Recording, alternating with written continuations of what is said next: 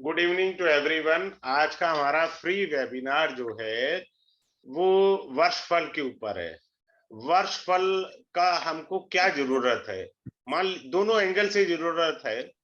जैसे मान लीजिए ये साल आपका अच्छा नहीं चल रहा, तो अगला साल मेरा अच्छा चलेगा, अगला साल मेरा बढ़िया आएगा, कैसे पता लगेगा? देखिए ये जो है ना आपकी जन्म तिथि से होता है। बड़े ध्यान से समझिए, जन्म तिथि से। एक सेकंड में चार्ट से आपको सिखाता हूँ। जिन लोगों को एबीसीडी आती होगी वो अच्छे से सीख जाएंगे एस्ट्रोलॉजी। ऐसा नहीं है कि नहीं सीख पाएंगे। अब ये व्यक्ति का जन्म 28 अगस्त से है 2022, तो इस हिसाब से वर्षफल अगला बनेगा, ना कि हैप्पी न्यू ईयर वाला कुछ बनेगा। वर्षफल को दूसरी भाषा में तिथि प्रवेश भी कहते हैं। सिंपल सी बात है, वर्षफल को तिथि प्रवेश भी कहा जाता है, इस नाम से भी बात किया जाता है। आगे चलते हैं। इसके अंदर तिथि प्रवेश के साथ, एक सेकंड रुकिएगा, मैंने शायद कमांड दी नहीं है।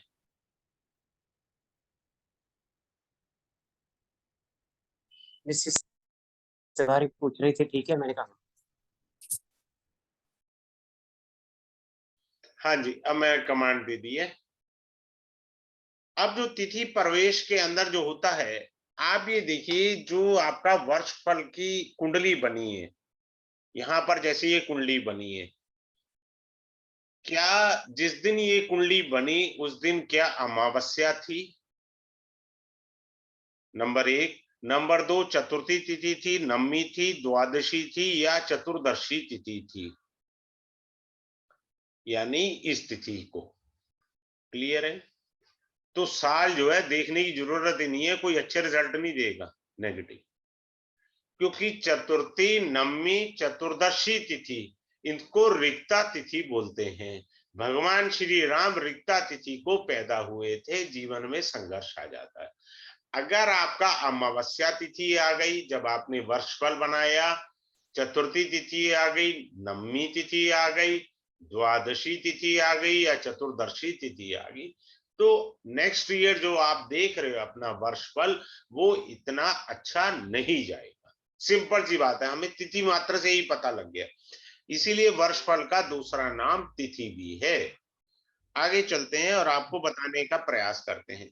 अब इसके अंदर हम लोग वार चेक करते हैं, कौन से वार थे। Either it was on A Monday, Wednesday, Thursday और फ्राइडे। अगर ये शुभ वार है तो आपको थोड़ा सा सहारा मिलता है, शुभ वार पड़ा है, इसकी सपोर्ट आपको नव वर्ष में मिलती है आपके वर्षफल के अंदर। क्लियर? सिंपल सी थ्योरी है। वार देखा हमने, पहले हमने तिथि देखी, तिथि देखने के बाद वार देखा, वार के बाद हम देखेंगे नक्षत्र conciliation. Will see the conciliation कि जिस दिन ये बना उस दिन हमारा नक्षत्र क्या बना। जैसे हमारा जन्म नक्षत्र होता है जन्म कुंडली का, तो मान लीजिए किसी का अश्विनी नक्षत्र था जब वर्षफल बनाया, या मान लीजिए मृगशिरा नक्षत्र था, या मान लीजिए हस्त नक्षत्र था, तो ये पॉजिटिव है आपके लिए। पहला क्या मैंने बोला आपको, अब चीजें कोरिलेट करके देते हैं। तिथि हमने कहा कि चतुर्थी, नवमी, चतुर्दशी, द्वादशी, अमावस्या, ये नहीं होनी चाहिए। इसके अलावा है तो पॉजिटिव है। दूसरा क्या, शुभ वार बताए, मंडे, फ्राइडे, वेडनेसडे, थर्सडे, और ये नक्षत्र है, तो नव वर्ष जो आपका वर्षफल है वो शुभत्व लेकर के आएगा। सिंपल सी बात है। फिर दूसरी एक और बात मैं सिखाना चाहूंगा, आप देखिएगा कि इसके अंदर जो है हमारा ये, एक सेकेंड, हाँ, ये जो है हमारा बर्थ चार्ट है, ये हमारा वर्षफल है। क्लियर है? ये सिंपल सा है। इसमें सबसे इंपॉर्टेंट चीज आपको जो बतानी है मुझे, वो ये है कि एक तो यहाँ पर छठे घर में जो राशि है, अष्टम भाव में जो राशि है और द्वादश भाव में राशि है, वो वर्षफल के लगन में अगर आती है तो वो नेगेटिव इंपैक्ट है। सिंपल इजी टेक्निक से देखो, आप अपना चार्ट लगाइए, अभी वो एस्ट्रोसेज पे खोल के खुद ही चेक कर लीजिए। जो जो मैं बता रहा हूं, जिनको एबीसीडी भी आता है वो सीख गए, बाकी डेप्थ तो मुझे क्लास में कराऊंगा मैं। यहां पर अगर 6, 8, 12 राशियां आ जाए या इनके लॉर्ड, जैसे लॉर्ड हुआ वीनस, जैसे इसका लॉर्ड हुआ जुपिटर, इसका लॉर्ड हुआ मार्स, अगर लगन में आ जाता है तो वो पीड़ा देगा। सिंपल सी बात है, वो भी दिक्कत देगा। 6, 8, 12 राशियां नहीं आनी चाहिए, उनके स्वामी वर्षफल में नहीं आने चाहिए। अब आगे चलते हैं और बताते हैं आपको छोटी सी बात। और क्या है छोटी सी बात? सॉरी, छोटी सी बात ये है कि हमें अब इसके बाद किस पर फोकस करना है? हमें जो फोकस करना है उसका नाम है मुंथा। मुंथा प्रश्न कुंडली की आत्मा है, सोल है। जब आपने जन्म लिया तो मुंथा लगन में होती है। लगन में मुंथा बहुत शुभ मानी जाती है। सिंपल सी बात है, लगन में मुंथा शुभ मानी जाती है। दूसरे घर में भी मुंथा शुभ मानी जाती है। दूसरा, मुंथा का जो लॉर्ड होता है, जिसको स्वामी बोलते हैं, क्या वो सही जगह बैठा है? उस स्वामी को बोलते हैं मुंथेश। मुंथा के स्वामी को बोलते हैं अपन मुंथेश। क्लियर है? तो मुंथा मुंथेश के साथ बैठी हुई है। ये जीवन में धन धान्य प्रॉस्पेरिटी रज के देगी, पैसे देगी, सब कुछ देगी, क्योंकि मुंथा जिस राशि में बैठी है वो राशि है कन्या, और कन्या राशि का स्वामी है बुध। तो मुंथेश कौन कहलाएगा? बुध कहलाएगा। फिर से बता रहा हूं, मुंथा बैठी है 6 नंबर राशि में, और 6 नंबर राशि का स्वामी बना बुध, तो बुध क्या कहलाएगा? मुंथेश कहलाएगा। मुंथेश और मुंथा इकट्ठे बैठे हैं, धन भाव में बैठे हैं, तो धन की प्राप्ति निश्चित मान करके चलिए। सिंपल सी बात। सर एक बार मुंथा फिर से बता दीजिए। मुंथा जो होती है, आपका क्वेश्चन बाद में चाहे रेज कर लेना, फिर से बता रहा हूं, मुंथा जो होती है वो वर्षफल के अंदर जन्म होते ही यहां लेते हैं। उसके बाद मुंथा हर साल अगले घर में चली जाती है। हर साल मुंथा अपना घर बदलती रहती है। क्लियर है? मुंथा हर साल अपना घर बदलती रहती है। क्लियर है? तो मुंथा जब अपना घर बदल लेती है तो उससे मुंथा जो है क्लियर हो जाती है। आगे चलते हैं और बता देते हैं। आपको कोई दिमाग नहीं खाना, सॉफ्टवेयर अपने आप मुंथा निकाल के दे देता है। सिंपल सी बात है। एक 5 साल एक बच्चा आज पैदा हुआ है तो 5वें साल में मुंथा उसके पंचम भाव में होगी। बच्चा 11 साल का हो गया है तो मुंथा उसके 11वें भाव में होगी। सीधी सी बात है। या दूसरा क्या और भी तरीका है, वो ज्यादा कॉम्प्लिकेशन में ना जाइए, सॉफ्टवेयर आपको इजी देंगे। अगर कोई 25 साल का है तो मुंथा घुमा लीजिए, 25 साल की आपकी निकल आएगी। आगे चलते हैं और आपको बताने का प्रयास कर रहे हैं। अब इसके अंदर मुंथा जब भी शुभ स्थान पर बैठती है तो आपको शुभत्व धन धान्य दिए बिना मानती नहीं है। आपको अगले साल बहुत लाभ होगा। ठीक है? अब अगला पॉइंट आता है, मुंथा अगर गड्ढे में है तो ये अरिष्ट है, ये नुकसान करेगी। मुंथा राहु केतु के एक्सेस पर है तब भी नुकसान करेगी। अब मान लीजिए यही मुंथा अच्छी है, शुभत्व है, कोई बात नहीं, मान लीजिए इसके साथ राहु केतु होते एक्सेस पर, या केतु यहां होता राहु यहां होता, तो राहु केतु एक्सेस पर आने के कारण जो क्या हुआ, मुंथा कमजोर हो गई। सिंपल सी बात है, मुंथा कमजोर हो जाती है। तो मुंथा जब कमजोर हो जाती है तो वो अपना शुभत्व वाला फल नहीं दे पाती। ये बात को आप समझिए। आगे चलते हैं। मुंथा के बाद मुंथा फिर से बता रहा हूं, राहु केतु के एक्सेस पर आ जाए, 6, 8, 12 में मुंथा चली जाए तो मुंथा शुभ फल नहीं देगी। बस कितना आसान है, आपको पता लग गया, साल का मोटा मोटा भी पता लग जाए तो आप प्रिपेयर हो जाते हैं। अच्छा, मैं मुंथा की रेमेडी भी बताऊंगा, ऐसा नहीं है मुंथा बता दिया अशुभ फल देगी तो मुंथा का करें क्या, मुंथा की रेमेडी भी तो करेंगे, तभी तो हमको लाभ आएगा। तो वो रेमेडी भी बहुत इंपॉर्टेंट है। अब यहां पर है, किसी का कोई बिजनेस हो, मान लीजिए कोई बिजनेस कर रहा था, मुंथा सेकंड हाउस में थी, मरकरी तो कारक है व्यापार का, तो व्यापार में अपलिफ्टमेंट आ जाएगी, सिंपल सी बात है। मान लीजिए कोई आदमी वाणी का कार्य कर रहा है, स्पीकिंग, जैसे मैं हूं, खैर ये मेरी नहीं है चार्ट, किसी का चार्ट है, तो मेरा धंधा बहुत अपलिफ्ट कर जाता क्योंकि मेरा वाणी का कार्य है, क्योंकि ये बुध जो है वाणी का कारक भी है। और कालपुरुषा कुंडली से मुंथा और बुध सेकंड हाउस में बैठे, तो आदमी वाणी से बहुत ज्यादा धन कमा लेगा। कितना आसान है, कोई दिमाग लगाया ही नहीं हमने, इजी वे में है।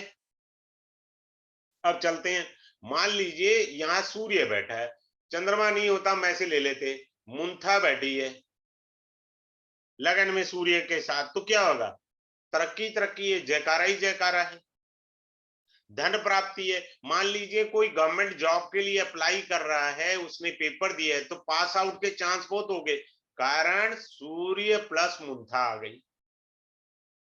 इस कारण से उसका गवर्नमेंट जॉब भी लग जा सकता है या गवर्नमेंट का कोई कॉन्ट्रैक्ट मिल सकता है। मान लीजिए कोई आदमी कहे जी मेरी तो 35 साल की उम्र है, मेरी तो नौकरी की उम्र निकल गई, गवर्नमेंट कॉन्ट्रैक्ट उसे मिल सकता है, वो कहे जी नहीं जी मेरा तो धंधा नहीं है, तो क्या होगा, तो गवर्नमेंट ऑफिशियल जो लोग होंगे, पावरफुल लोग होंगे, उनसे उसका लिंक हो जाएगा, सिंपल सी बात है। या गवर्नमेंट से कोई बेनिफिट हो जाएगा, मान लीजिए उस बेचारे का इनकम टैक्स से रिटर्न नहीं आ रहा था, कोई रिफंड नहीं आ रहा था, तो मुंथा सूर्य के साथ आई तो सरकार से लाभ आ गया, यानी उसका इनकम टैक्स का जो रिटर्न का अमाउंट फंसा हुआ था उसका रिटर्न मिल गया उसको। कितना इजी है, तो कई मीनिंग होते हैं। वैसे मैं ये जो बीच में बता रहा हूँ 1 मिनट के लिए, मैं ये कोर्स कल 7 बजे शुरू होगा, स्टार्ट करूंगा। मेरा एक प्रिंसिपल है, मैं मल्टीपल सूत्रास पढ़ाता हूँ, मेरे पास वो ही है, मैं कभी भी एक सूत्र या 2 सूत्र से नहीं चलता काम मेरी क्लास में, मैं मल्टीपल सूत्र दे देता हूं ताकि आपकी डायरी भर जाए। मल्टीपल सूत्र से पता लगता है, 2 सूत्र से अपन क्या बता सकते हैं लाइफ में, तीसरा पता ही नहीं है हमको। तो जब आप मल्टीपल सूत्रास पता होंगे तभी आप सही ढंग से इंटरप्रिटेशन कर सकते हैं।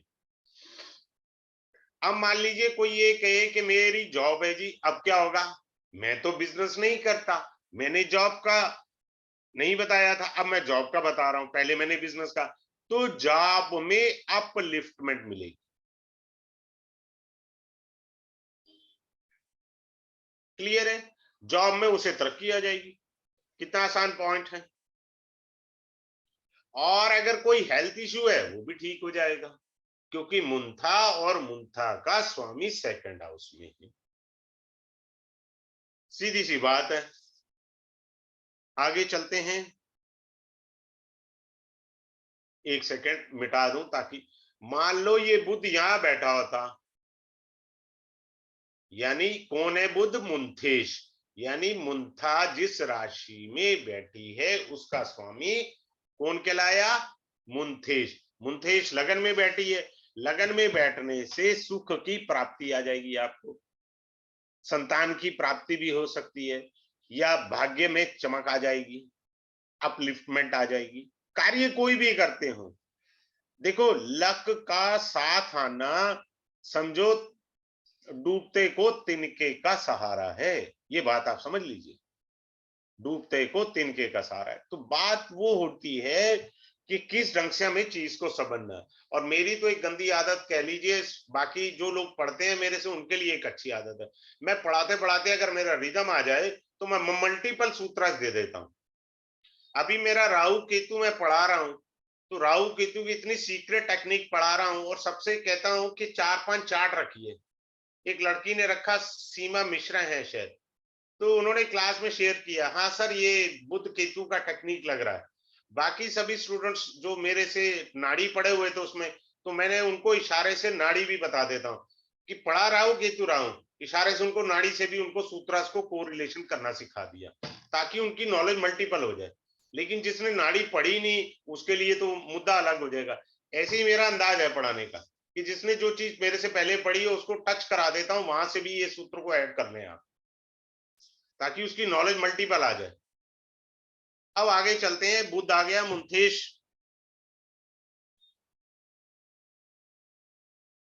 अगर मुंथा लगन में है वो आ गया हमारा। आगे पॉइंट लेते हैं कि वर्षफल में मान लीजिए यहां पर शुभ ग्रह नहीं है, पापी ग्रह बैठ गए सेकंड हाउस में।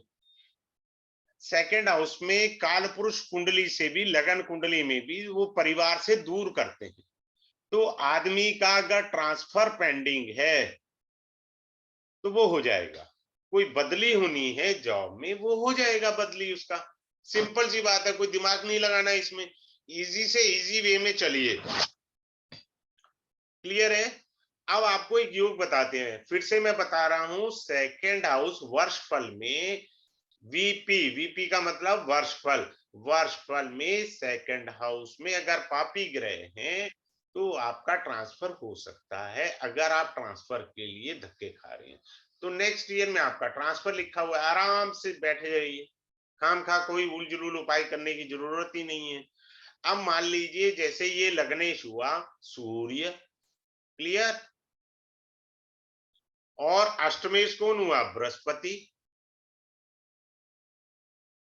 और मुंथा का लॉर्ड कौन हुआ? बुध, क्लियर।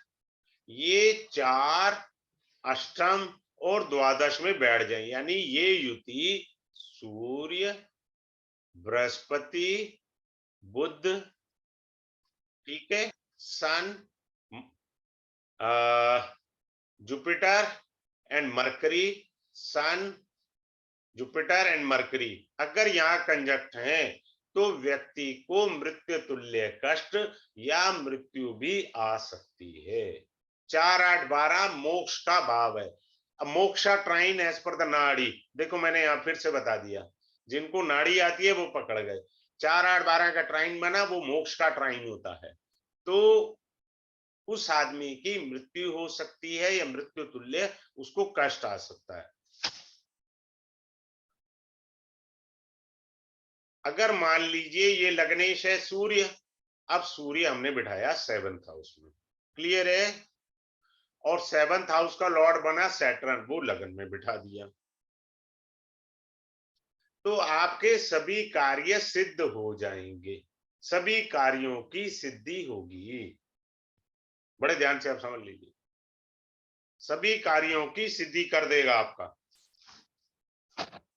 अब आगे चलते हैं, कुछ लोगों को हेल्थ इश्यूज होते हैं।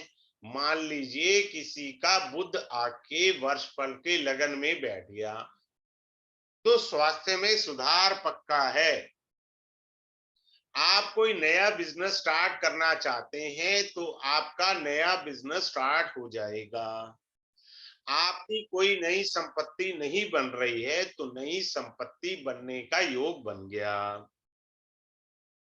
इसी तरह हम लोग पूरे के पूरे 9 ग्रहों को लगन के हिसाब से देखेंगे और समझने का प्रयास करेंगे। क्लियर है? आगे चलते हैं।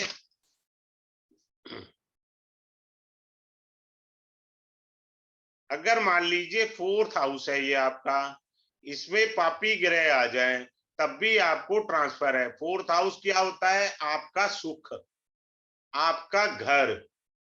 लेकिन अगर इसमें पापी ग्रह एंटर कर गए तो वो सुख यानी घर से दूर जाना पड़ेगा, आपका ट्रांसफर हो जाएगा। सिंपल सी बात है। ट्रांसफर नहीं हो रहा था, पहले मैंने बताया यहाँ पर सेकंड हाउस में पापी ग्रह अगर बैठ जाते हैं तब भी ट्रांसफर है आपका, यहां पर बैठ गए तो भी ट्रांसफर है आपका। तो यानी सेकंड हाउस और 4th हाउस में पापी ग्रह बैठने से ट्रांसफर का योग होगा। अब आपको धन प्राप्ति का एक सूत्र देता हूं, आप देखिए और सीखिए। ये मुंथा का लगन है, ये मुंथा का 5th हाउस है, इसके अंदर सूर्य और मंगल बैठ जाएं, sun and Mars sitting together in the 5th bhava in the Varshaphala means is what, you will get the whole year money yoga, पैसे का आना लगा रहेगा, मनी योगा। सिंपल, कितना इजी है, यानी पैसा आपके पास आता रहेगा पूरे वर्ष। सिंपल सी बात है, कोई ऐसी दिक्कत ही नहीं है। आगे चलते हैं। अब अगला देखिए पॉइंट बड़ा छोटा सा है। मान लीजिए कोई कॉम्पिटिटिव एग्जाम दे रहा है, नहीं दे रहा तो मान लीजिए किसी बच्चे का एग्जाम है, किसी बच्चे का 11th का, 10th का, 9th का, 12th का या कॉलेज का कोई भी तो एग्जाम हो सकता है उसका, ठीक है ना। तो मान लीजिए उसका वीनस केतु है, यहाँ पे हटाया हमने, वीनस 3rd हाउस में आ गया और बृहस्पति जो है जुपिटर 9th हाउस में उसके आया हुआ है वर्षफल में नेक्स्ट के। तो क्या होगा, एग्जाम में 110% पास आउट, 110% उसके पास होने का योग बन गया। कारण जुपिटर देवताओं के गुरु है, शुक्र जो है राक्षसों के गुरु है, पर गुरु तो दोनों है। तीसरा घर हमारा कम्युनिकेशन, पेपर लिखना, writing skill, 3rd house writing, 9th house हमारा भाग्य। एज पर नाड़ी जुपिटर इज कॉल्ड कारका ऑफ ब्लेसिंग, हमारा भाग्य भी है एज पर वेदिक।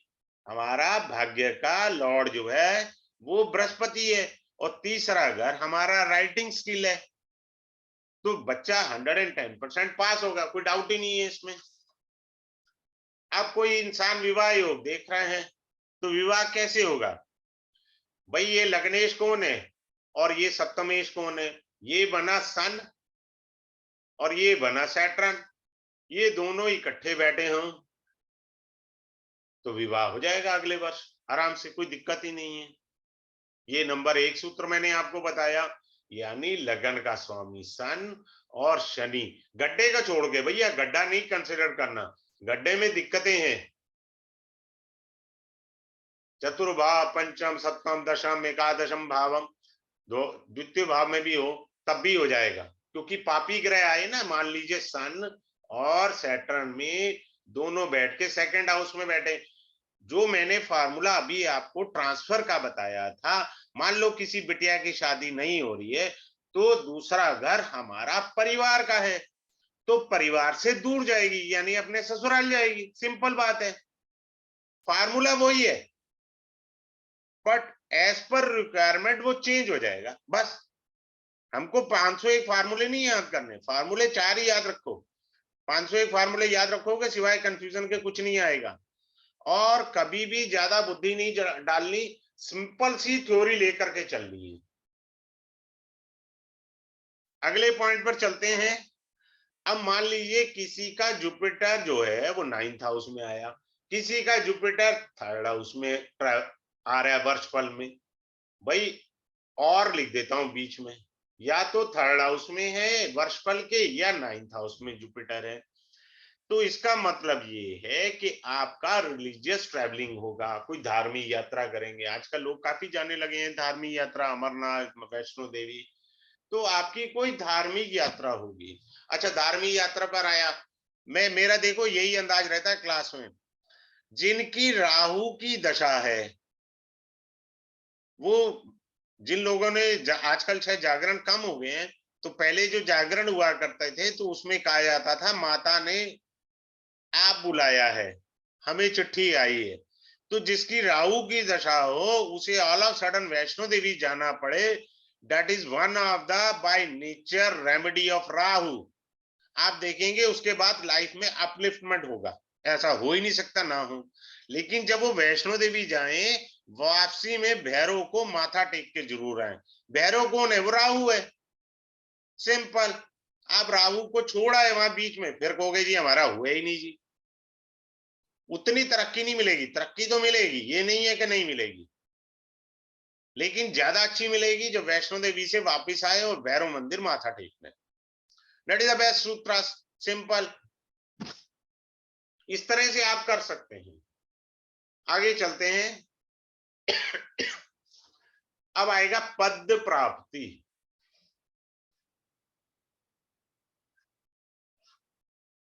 पद प्राप्ति का भाव होता है 7th हाउस, हमेशा याद रखिए, ये पद प्राप्ति का भाव होता है 7th हाउस नॉर्मली। अगर आपके 7th हाउस में वीनस आ जाए या 8th हाउस में शुक्र आ जाए तो उस वर्ष आपको पद प्राप्ति होगी। मान लीजिए आप असिस्टेंट अकाउंटेंट हैं तो आप अकाउंटेंट बन जाएंगे। मान लीजिए आप असिस्टेंट प्रोफेसर हैं यूनिवर्सिटी में, now you will designated as an professor in the university. So आपको कोई एक अच्छे पद की प्राप्ति हो सकती है।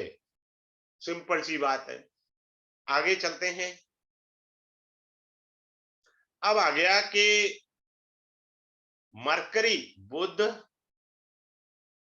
या बृहस्पति, इसके साथ में शुक्र बैठा हो। किसके साथ में? या तो बुध के साथ शुक्र हो या बृहस्पति के साथ शुक्र हो। 6, 8, 12 को छोड़ के वहां जाके ग्रह कमजोर हो जाते हैं। ठीक है, तो होगा क्या इससे? हमको हार्ड वर्किंग वाली नौकरी मिलेगी। हमको तो ग्रह सौम्य दिख रहे हैं पर नौकरी क्या मिलेगी? हार्ड वर्किंग की। और दूसरा, आप सैलरी थी आपकी 20,000, झटके के अंदर 35,000 सैलरी मिल जाएगी। कारण क्यों मिलेगी 35,000 रुपए वाली सैलरी? उसका कारण ये है कि धन का कारक बृहस्पति है, नाड़ी में शुक्र धन का कारक है। अब ये दो धन के मिले और ये बुध जो है हमारी प्रोस्पेरिटी को भी बताता है, अपलिफ्टमेंट को भी बताता है, ड्यूल का भी कारक है, द्विस्वभाव राशि का स्वामी है। इसकी दोनों राशियां द्विस्वभाव है तो ये चीज को बढ़ाएगा। नाड़ी में भी किसी चीज को फैलाना, मल्टीप्लिसिटी देना, वो बुध का काम है। तो आपको ज्यादा सैलरी वाली नौकरी मिलेगी। ये सिंपल सी थ्योरी है। आगे चलते हैं। अब इसमें मैं एक और अच्छी चीज बताना चाहूंगा। कुछ लोग कहेंगे कि जी हमारा तो कुछ नहीं हो रहा। अब देखिए, बड़े ध्यान से समझिए, यहां पर बृहस्पति की पंचम दृष्टि पड़ रही है। क्लियर है? यहां पर दृष्टियों में थोड़ा फर्क है, थोड़ा फर्क आएगा। दृष्टि से पहले मैं एक छोटी सी चीज सिखा देता हूं। अब जैसे ये चंद्रमा आया हुआ है लगन में, जब भी वर्ष फल के लगन में चंद्रमा आ जाए तो कफ के रोग, खांसी जुकाम ज्यादा हो जाना, वो हो जाएगा। अब यहां पर देखिए सूर्य आया हुआ है वर्ष फल में, तो ये गले के रोग, टॉन्सिल, ब्रोंकाइटिस, इस टाइप के रोग दे देगा मेडिकल साइंस के according. I repeated, tonsil, bronchitis, गले का चोक हो जाना। सूर्य अगर लगन में है तो इस व्यक्ति को गले से रिलेटेड प्रॉब्लम होगी ही होगी, नो डाउट। सिंपल सी बात है। और साथ में सूर्य और चंद्रमा है, चंद्रमा का एफ्लिक्शन हुआ तो मानसिक चिंता उस व्यक्ति को रहनी ही रहनी है। कोई ना कोई बेली चिंता पकड़ लेंगे अपने मन में, तो वो जो चिंता है वो परेशानी दे देगी। आगे चलते हैं। अब मैं आपको इसका दृष्टि संबंध सिखाता हूं।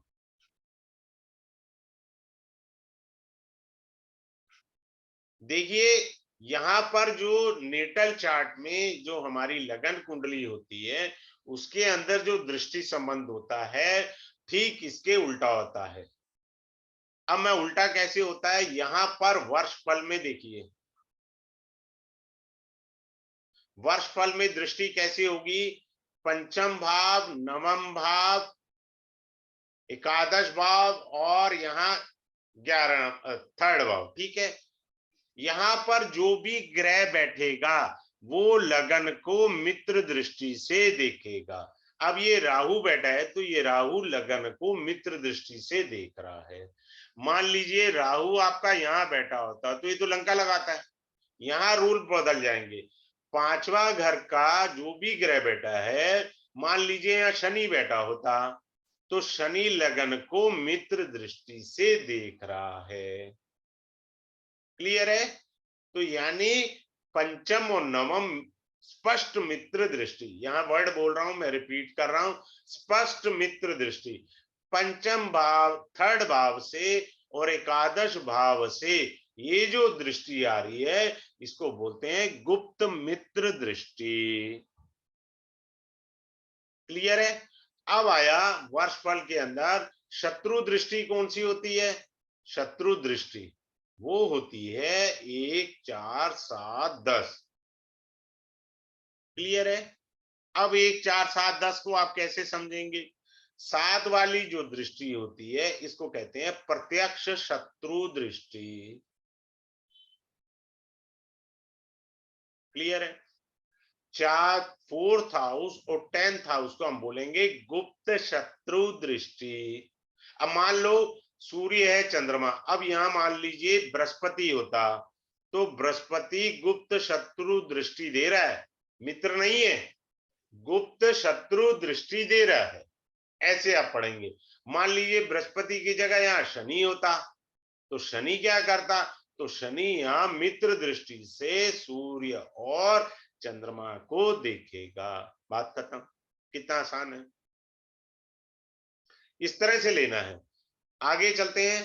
2, 6, 8, 12 ये है सम दृष्टि। इसमें बैठे ग्रह 2, 6, 8, 12 इनकी दृष्टियां क्या होंगी? सम दृष्टि।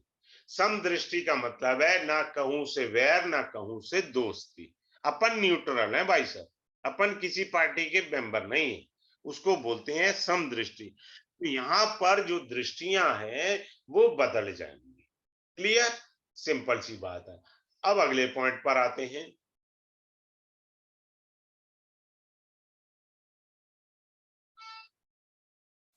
अब ये देखिए इसमें बहुत सारे पॉइंट है। दृष्टि प्रभाव, ये प्रवेश, नक्षत्र, मुंथा, मुंथेश, गति, ये सारे वर्ष में धन प्राप्ति के योग। जैसे अभी मैंने 2 सूत्र आपको बताया, भाई का सुख, भाई को का जमीन जायदाद की प्राप्ति, गड़ा धन, पुत्र प्राप्ति, कन्या की उत्पत्ति, परीक्षा, विवाह, स्त्री का पति पत्नी संबंध, कोई वस्तु, अष्टम।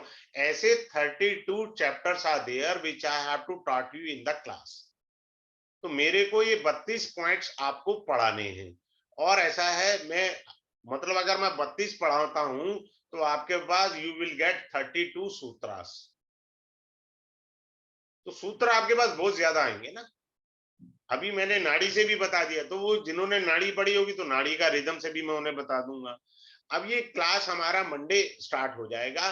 जो लोग ज्वाइन करना चाहें वो कर सकते हैं, बाकी कोई ऐसी नहीं है। वो स्टार्ट होगा 7 PM से 8 PM पर इसकी क्लास रहेगी। और ये क्लास डेली है, यानी मंडे टू फ्राइडे है टाइम पर। और इसकी आपको लाइफ टाइम के लिए जो है वो आपको मिलेगी, क्या मिलेगी? यूट्यूब रिकॉर्डिंग, क्लास की रिकॉर्डिंग मिलेगी लाइफ टाइम के लिए। सिंपल सी बात। और फी मैंने बिल्कुल नॉमिनल रखी है, so everyone can do it. 2111 is the only. Simple सी बात है। क्लियर है? तो आप चाहें तो इसको करना चाहें कर सकते हैं, बहुत अच्छा है। क्योंकि आपको अपने नव वर्ष के बारे में जानना है ना, कि मेरा नया साल कैसा जाएगा, अच्छा जाएगा खराब जाएगा। क्योंकि बेसिकली ये गोचर के आधार पर ही तो वर्षफल कुंडली बनती है, और किसके आधार पर बनेगी? हम गोचर जो देख रहे हैं उसका दूसरे ढंग से देखें तो एक कैल्शियम कह लें या एचसीएफ कह रहे हैं मोशन में, वो हमारा हो सकता है। ठीक है? तो those who are really interested, they can enroll themselves for the class. Have a good day. Thanks a lot for joining this master class of Varshpal. Thanks a lot once again.